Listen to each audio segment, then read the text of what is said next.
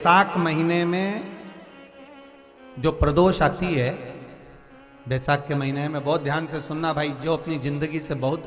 तंग आ गए हों, परेशान हो गए हों, कष्टमय जीवन जी रहे हों, बहुत दुखी हो गए हों, उनके लिए ये स्कंद पुराण का चरित्र फिर मिले ना मिले, आप प्रेम से सुन लो भाव से। पहला, बैसाख महीने की प्रदोष, चाहे वो शनिचरी प्रदोष हो, चाहे रविवार की हो, सोमवार की हो, मंगल की हो, बुधवार की हो, गुरुवार की हो, शुक्रवार की हो, शनिवार की हो, कोई भी वार की हो, पर बैसाख महीने की प्रदोष, प्रदोष काल में शाम का समय सूर्य डूब रहा हो, बस डूबा ही हो, और उस समय पर सूर्य के डूबन के तुरंत बाद बाबा को धतूरे के साथ में बेलपत्री ना चढ़ाते हुए बेलपत्री के वृक्ष के 7 कांटे बाबा के शिवलिंग पर समर्पित करे जाते हैं महाराज, अपनी जिंदगी में अड़चनों को हटाने के लिए। फिर आप जिस व्यापार में उतरे, जिस व्यवसाय में उतरे, जिस नौकरी में उतरे, आप दिल से करें, आपको तरक्की मिलेगी। आप हार नहीं सकते, नीचे नहीं आ सकते, उन्नति पर ही चढ़ेंगे। एक वैशाख मास की प्रदोष, दूसरा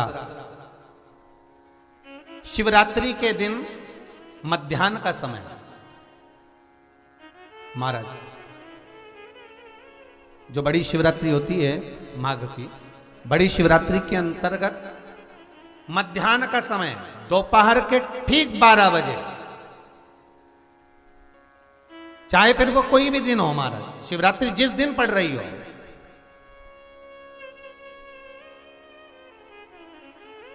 उस दिन भी धतूरे के साथ बाबा को 7 कांटे बेलपत्री के वृक्ष के समर्पित होते हैं महाराज। इसमें आप ये वाले जो कांटे हैं, जो शिवरात्रि के दोपहर 12 बजे वाले हैं, अगर कोई मदिरा पीने वाला हो, व्यसन में डूबने वाला हो, कोई जुआ खेलने वाला हो, कोई गलत वैश्यावृत्ति करने वाला, या अपने मार्ग से विचलित कोई व्यक्ति है, उसके लिए भी ये कांटे बहुत काम आते हैं महाराज। दूसरा, पार्वती तेरे द्वारा तेरे नयन अश्रु से जो प्रगटा हुआ बेल का वृक्ष है, द्वितीय शूल मैं वहां धारण करता हूं, तृतीय शूल, तीसरा शूल जो वर्णन करा गया महाराज, भगवान श्रावण के महीने में जो भी दूसरा सोमवार पड़े, जो भी पड़े, श्रावण के महीने का दूसरा सोमवार, आप सबको पहले भी श्रावण के महीने में जो कथा कही उसका व्याख्यान वर्णन करा कि श्रावण का महीने का महत्व क्या है। श्रावण का पूरा महत्व बताया था कि श्रावण के महीने में शंकर भगवान को पूरा लेखा जोखा का भार प्रदान किया गया था। दूसरा सोमवार, श्रावण के महीने का जो दूसरा सोमवार होता है, उस दूसरे सोमवार में रात्रि के समय पर,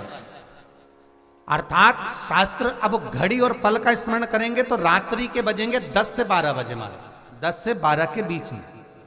धतूरे के साथ बाबा को शूल समर्पित होता है महाराज। ये भी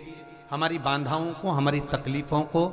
व्यापार व्यवसाय के लिए, नौकरी सर्विस के लिए, बहुत सारे एग्जाम में आप बैठ लिए, गवर्नमेंट एग्जाम के लिए बैठ लिए, नहीं हो रहा, ये 3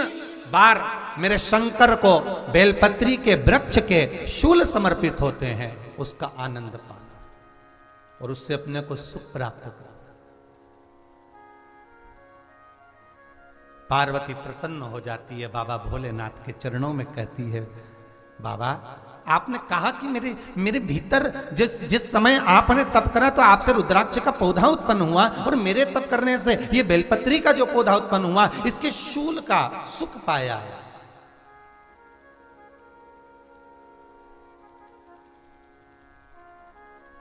इसके शूल का सुख मुझे प्राप्त हुआ है, आनंद मुझे प्राप्त हुआ है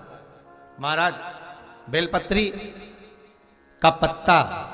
बेलपत्री का कांटा, अब माता पार्वती दूसरा संवाद कह रही हैं बाबा भोलेनाथ जी से, बाबा मेरे द्वारा निर्मित इस बेलपत्र के वृक्ष में जो फल लगता है, वो फल की महत्वता मैं सुनना चाहती हूं। उसको